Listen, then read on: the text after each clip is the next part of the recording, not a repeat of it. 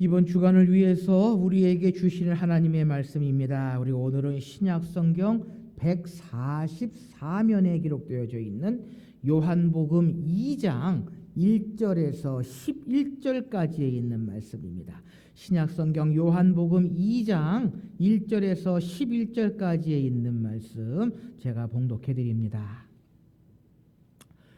사흘째 되던 날 갈릴리 가나에 혼례가 있어 예수의 어머니도 거기 계시고 예수와 그의 제자들도 혼례의 청함을 받았더니 포도주가 떨어진지라.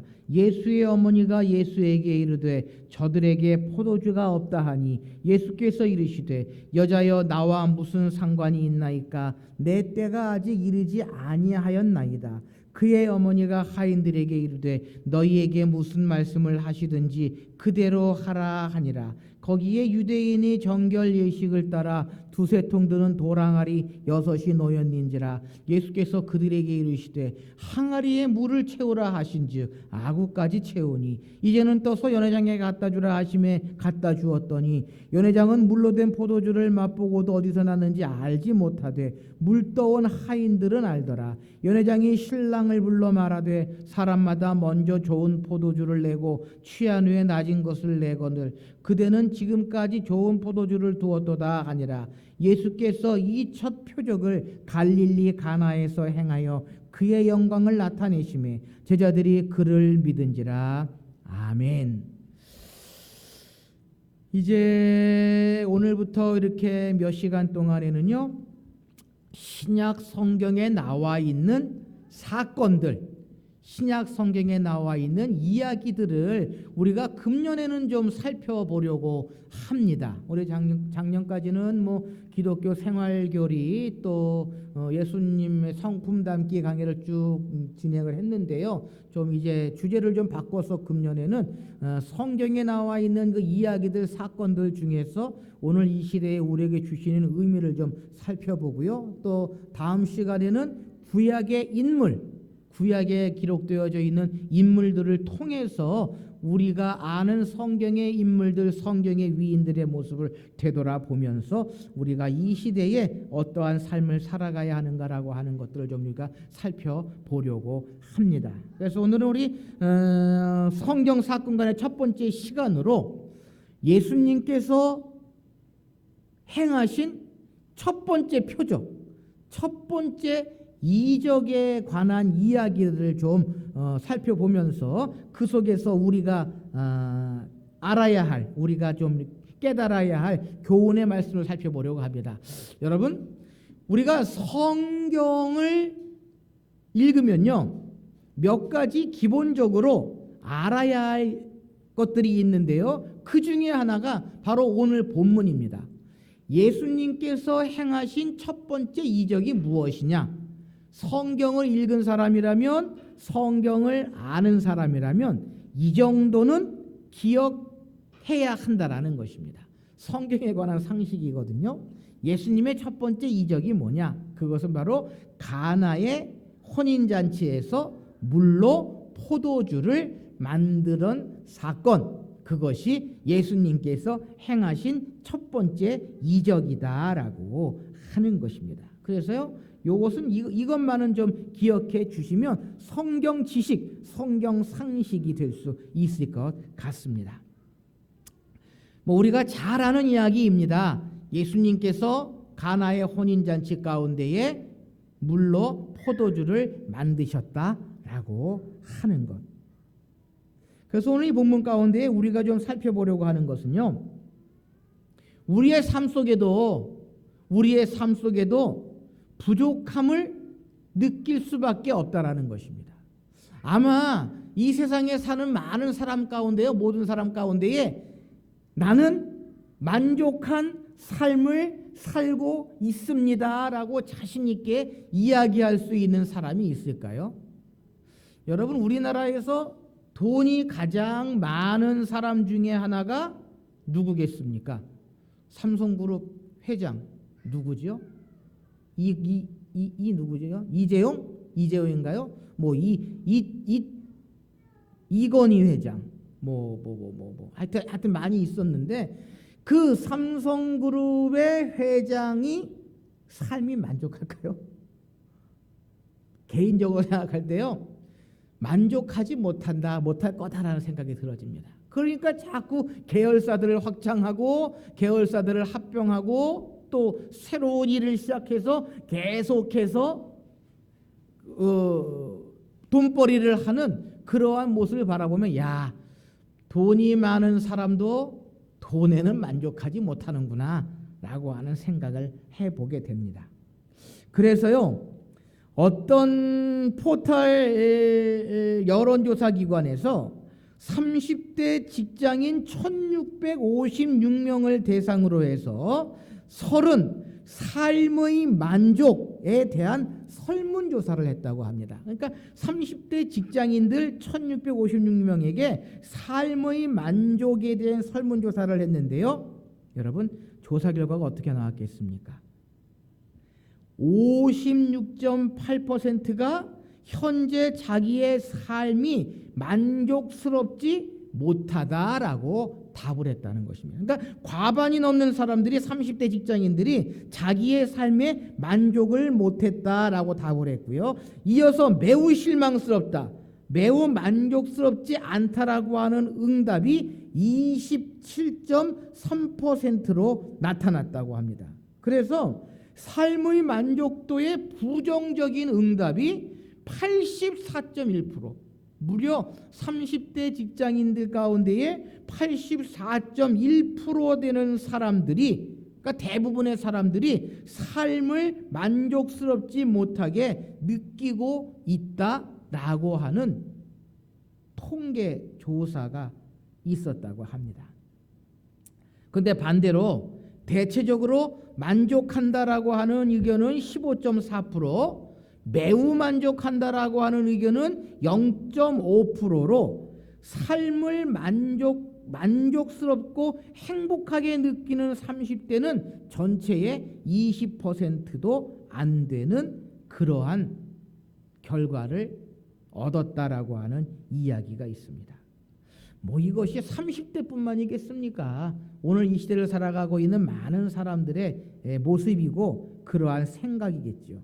그런데 여러분, 중요한 것은요, 그렇다면 삶에 만족하지 못하는 이유가 뭐냐라는 것입니다. 여러분, 무엇이겠습니까? 한번 나름대로 한번 생각해 보십시오. 삶을 만족하지 못하는 이유. 그것은요, 단연 1위는 연봉 등 스스로의 기준에 미치지 못하는 낮은 경제적 수준이 차지했답니다. 그러니까 나는 이만한 실력이 있는데 내가 받는 연봉은 나의 가지고 있는 수준보다 낮다라고 하는 그러한 생각을 가지고 있다라고 하는 것입니다. 무슨 이야기입니까? 뭐니 해도 머니가 최고다라는 것입니다. 그래서 30대 직장인들은요, 매일 불안하고 먹먹한 30대 직장인들이 그러한 삶을 살아가고 있다라는 것입니다. 그래서 조금만 있으면 다른 것을 해보려고 하고, 조금만 직장을 다니다가 이직을 하기도 하는 그러한 모습들이 얼마나 많이 있는지 모릅니다. 여러분, 만족하십니까? 여러분들의 삶에 만족하십니까? 아마 네라고 대답할 수 있는 우리 그리스도인들도 그리 많지 않다라는 것입니다. 부족함을 느끼고요, 모자람을 느끼는 것이 오늘 이 시대의 모습들, 이 시대의 그리스도인들의 삶의 모습이다라고 하는 것입니다. 우리 그리스도인들도요, 없는 것, 있어야 할 것, 부족한 것만을 이야기할 때가 얼마나 많이 있는지 모릅니다. 만족함이 없는 그러한 삶을 살아가고 있다라는 것입니다. 그래서 우리 복음성가 중에 그런 복음성가 있죠. 세상을 보며 사람을 보니 만족함이 없었네. 만족함이 없었네. 사랑하는 성도 여러분, 그러나 우리가 오늘 본문 말씀을 통해서요, 우리의 부족함, 우리의 만족함을 채울 수 있는 그러한 비결을 다시 한번 깨닫고 금년 한 해 그러한 삶을 살아가시는 저와 여러분들이 되실 수 있으시기를 바랍니다. 오늘 본문의 배경은 이렇습니다.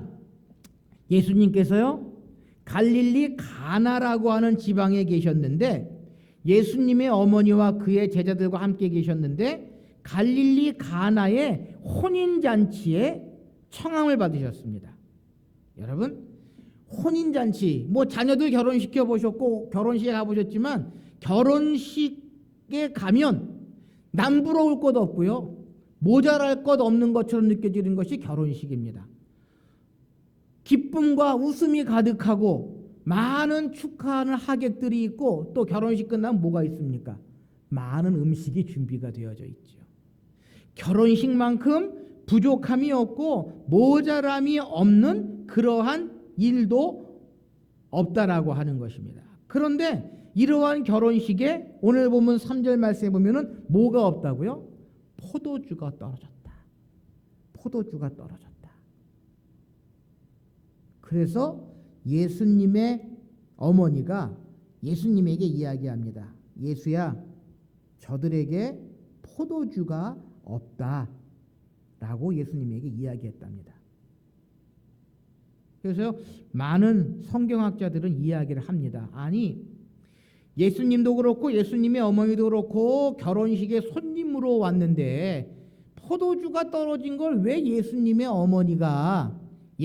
어머니가 걱정을 하시느냐라는 것입니다. 그래서 많은 성경학자들이 이 결혼식은 예수님의 어머니의 동생네 결혼식이다 이야기를 합니다. 그러니까 예수님의 친척의 결혼식이다라는 것입니다. 그래서 예수님께 어머니께서 걱정스럽게 근심스럽게 예수님에게 다급하게 포도주가 떨어졌으니 어떻게 하면 좋겠느냐라고 예수님에게 이야기를 했다고 하는 것입니다. 여러분, 우리의 삶 속에도요, 때때로 부족함이 있습니다. 어려움이 있습니다. 모자람이 있습니다. 여러분, 그거를 어떻게 해결하십니까? 무엇으로 해결하십니까? 오늘 성경에 보면은요, 그 해결 방법을 첫째로 이야기하는데요, 그것이 무엇인가 하면 예수님께 아뢰야 된다라는 것입니다. 예수님의 어머니 마리아가 예수님께 이야기합니다. 저들에게 포도주가 없다. 혼인잔치에 포도주가 떨어지면 얼마나 힘들고 어려운 상황을 맞닥뜨리는지 모른다. 예수야, 포도주가 없다 라고 예수님께 이야기를 했다라고 하는 것입니다. 사랑하는 성도 여러분, 이 말씀 속에서 우리는요, 예수님의 어머니가 예수가 어떠한 분이고 예수가 누구인지를 익히 알고 계셨다라는 것입니다. 예수님이라면 모든 일들을 이루어 주시고 모든 문제를 해결해 주실 분임을 마리아는 알고 있었다라고 하는 것입니다. 사랑하는 성도 여러분, 우리는 예수 그리스도를 믿는 믿음이 있다고 합니다. 예수님께서 하나님의 아들로 모든 것들을 주장하시고 모든 것들을 이루실 수 있는 분이다라고 이야기를 합니다. 그러나 정작 우리의 삶 속에 우리 앞에 힘들고 어려운 일이 맞닥뜨리면 예수 그리스도께 아뢰고 있느냐라고 하는 것입니다. 예수 그리스도를 찾고 있느냐라고 하는 것입니다. 성경은 이야기합니다. 구하라 그러면 너희에게 주실 것이요 라고 이야기를 합니다. 요한복음 10장 7절 말씀에 보면 무엇이든지 원하는 대로 구하라 그리하면 이루리라 라고 예수님께서 우리에게 친히 말씀해 주고 계시다라고 하는 것입니다. 사랑하는 성도 여러분, 예수 그리스도께 아뢰 수 있어야 한다라는 것입니다. 예수 그리스도께 우리의 부족함을 이야기할 수 있어야 한다라고 하는 것입니다. 그래야 우리의 부족함, 우리의 문제는 해결함 받을 수 있다라는 것입니다. 바라기는 2022년 금년 안에 우리의 삶 속에 많은 문제, 많은 힘들고 어려움, 많은 부족함이 엄습할 때가 얼마나 많이 있는지 모릅니다. 그러나 그때마다 오늘 이 말씀 기억하시면서 먼저 주님께 아뢰고 먼저 주님 앞에 나아가는 저와 여러분들이 되실 수 있으시기를 소원합니다. 그것이요 부족함을 해결하는 비결이고요. 그것이 우리의 문제를 해결할 수 있는 비결이다라고 하는 것입니다. 오늘 이 가나의 결혼식에서 부족함은 마리아가 예수님께 아뢰므로 말미암아 예수님께 이야기함으로 말미암아 그 문제가 해결될 수 있었다라고 하는 것입니다. 두 번째로 오늘 본문 말씀이 우리에게 주는 교훈은요. 우리의 부족함은 말씀대로 실천할 때에 가능하다라는 것입니다. 말씀대로 실천할 때에 가능하다라고 하는 것입니다. 자, 포도주가 부족하다고 마리아가 예수님에게 이야기합니다. 그럴 때 예수님께서는요, 여자여 나와 무슨 상관이 있나이까 아직 내 때가 이르지 아니하였나라고 이야기를 합니다. 그런데 그럼에도 불구하고 마리아는요, 그 혼인잔치집에 있는 하인들에게 이렇게 이야기를 합니다. 너희에게 무슨 말씀을 하시거든 그대로 하라라고 이야기를 합니다. 5절 말씀에 보면요, 그의 어머니가 하인들에게 이르되 너희에게 무슨 말씀을 하시든지 그대로 하라 하니라라고 이야기를 합니다. 무슨 이야기입니까? 하인들에게요, 예수가 이야기하는 대로 너희들은 그대로 따라서 해라 라고 마리아가 이야기를 합니다. 그랬더니 예수님께서요, 항아리에 물을 채우라 이야기를 합니다. 그리고는 이제는 떠서 연회장에게 갖다 주라라고 또 이야기를 합니다. 여러분, 결혼식에 포도주가 부족한데 무엇을 돌항아리에 채워야 합니까? 포도주를 채워야죠. 포도주 항아리가 비었는데 거기다 포도주를 채워야지 예수님께서는 물을 채우라 말씀하십니다. 그리고는 그 물을 떠다 주라라고 또 이야기를 하십니다. 여러분은 어떻게 하시겠습니까? 만일 여러분들이 그 하인들이라면 어떻게 하시겠습니까? 항아리에 물을 채우고 그 물을 떠다 주라 하면 떠다 주시겠습니까? 그러나 오늘 이 본문의 하인들은요, 예수님이 말씀하신 대로 실천했다라고 하는 것입니다. 물을 채우라 하시면 물을 채웠고 떠다 갖다 주라 하면 그 물을 갖다 주었다라고 하는 것입니다. 사랑하는 성도 여러분, 우리 그리스도인들은요, 주님의 말씀대로 실천하려고 하는 모습이 있어야 한다는 것입니다. 주님의 말씀을 우리의 삶 속에 실천하려고 하는 마음이 있어야 한다는 것입니다. 말씀은 많이 듣습니다. 성경은 많이 읽습니다. 그러나 문제는 그 말씀대로 실천하지 않는 곳에 문제가 있고요. 그곳에 어려움을 맞닥뜨릴 수 있고요. 문제를 해결하지 못하는 원인이 있다라고 하는 것입니다. 만일 오늘 본문의 하인들이요, 저 예수라는 사람 미쳤다, 항아리에 맹물을 갖다 부고 그 맹물을 갖다 주라고 한다라고 생각하고는 이 말씀대로 하지 않았다면 아마 그 결혼식장은 포도주가 모자라서 많은 사람들이 실망하고 돌아갔을 것입니다. 그런데 예수님의 말씀대로 실천할 때에, 예수님의 말씀대로 행할 때에 그 결혼식장의 부족함은 해결될 수 있었다라고 하는 것입니다. 여러분, 교회 생활 가운데에 가장 중요한 것이 뭐라고 생각하십니까? 교회 생활 가운데에, 믿음 생활 가운데 가장 중요한 것이 뭐라고 생각하십니까? 저는요, 말씀대로 행하는 순종이 가장 중요하다고 생각합니다. 말씀대로 행하는 순종의 모습이 가장 중요하다 생각을 합니다. 사랑하라라고 하면 사랑하는 모습, 사랑하며 살아가는 순종의 모습이 필요하고요. 헌신하라 하면 그 말씀대로 나의 모든 것들을 하나님께 드리는 헌신의 모습이 필요하다라는 것입니다.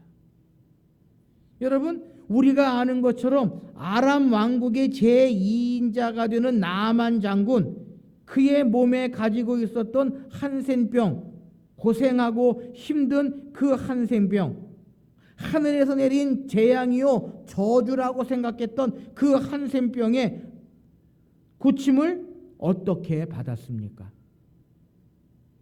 순종함으로 받았거든요. 강물에 가서 7번 씻어라 라고 이야기할 때 그 말씀대로 순종했기에 그 한센병이 나을 수 있었다라는 것입니다. 여러분, 교회도 마찬가지입니다. 먼저는 하나님의 말씀, 성경에 순종해야 하고요. 둘째로는 하나님이 보내신 영적인 지도자들에게 순종해야 한다라는 것입니다. 그래야 교회가 평안할 수 있고요. 그래야 부족함을 해결함 받을 수 있다라고 하는 것입니다. 오늘 예수님의 어머니 마리아는요, 하인들에게 이렇게 합니다. 너희에게 무슨 말씀을 하시든지 그대로 하라. 무슨 말씀을 하시든지 그대로 하라라고 하인들에게 이야기를 합니다. 무슨 이야기입니까?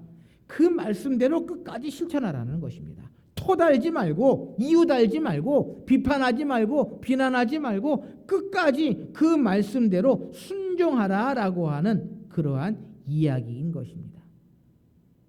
그 결과 포도주가 모자랐던 혼인잔치에 더 맛있는 포도주로 채워질 수 있었다라고 하는 것입니다.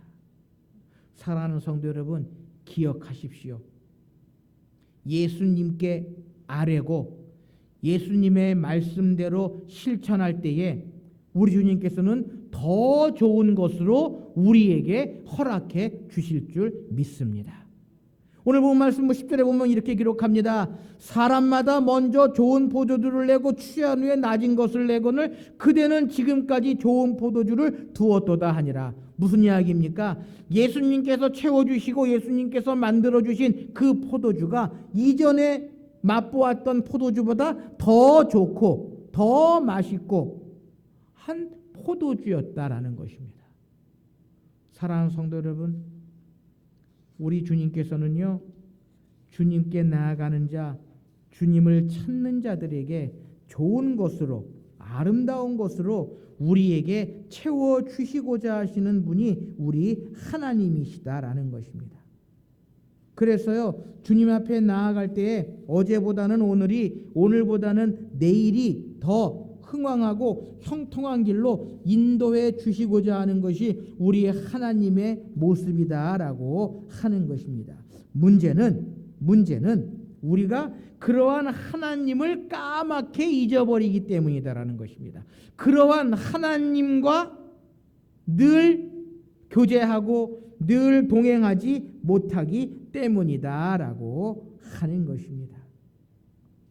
사랑하는 성도 여러분, 예수님께서 행하신 이 첫 번째 이적, 먼 옛날 가나의 혼인잔치에서 이루어진 일로 끝나는 것이 아니라 오늘 이 시대 이곳에서도 분명히 나타날 수 있는 줄 믿습니다. 2022년을 시작하는 이 첫째 달에 이 말씀이 저와 여러분들에게 큰 힘이 되실 수 있으시기를 소원합니다. 모르긴 해도요, 금년 한 해 우리 앞에 많은 힘들고 어려운 일, 해결해야 될 일, 부족함이 우리 앞에 펼쳐질 것입니다. 그때 여러분 무엇으로 이기시겠습니까? 무엇으로 그 모든 것들을 이겨나가시겠습니까? 여러분, 우리가 맞닥뜨릴 수 있는 일들, 우리가 금전적으로 헤쳐나갈 수 없는 일들을 위해서 뭘 들어놓습니까? 운전하시는 분들은 자동차 보험 들어놓고요. 우리가 삶 속에 맞닥뜨리는 문제들을 위해서는 뭐 들어놓으십니까? 생명보험, 실손보험 들어놓으시지요. 근데 여러분, 실손보험 그거 믿을 거 못 되더라고요. 믿을 거 못 되더라고요. 제가 이게 팔꿈치가 좀 안 좋아서 병원 치료를 했는데 실손 보상을 받았게요, 못 받았게요? 못 받았습니다. 못 받으니까 얘기를 하죠. 못 받으니까 얘기를 하죠. 이 팔꿈치가 안 좋아서 정형외과 치료를 좀 받았는데 뭐 체외 충격파도 하고 뭐 하여튼 했는데 실손보험을 신청을 했더니 보험을 병원비가 한 50만 원 넘게 들었는데 실손보험 얼마 받았는 줄 아십니까? 41,700원 받았어요.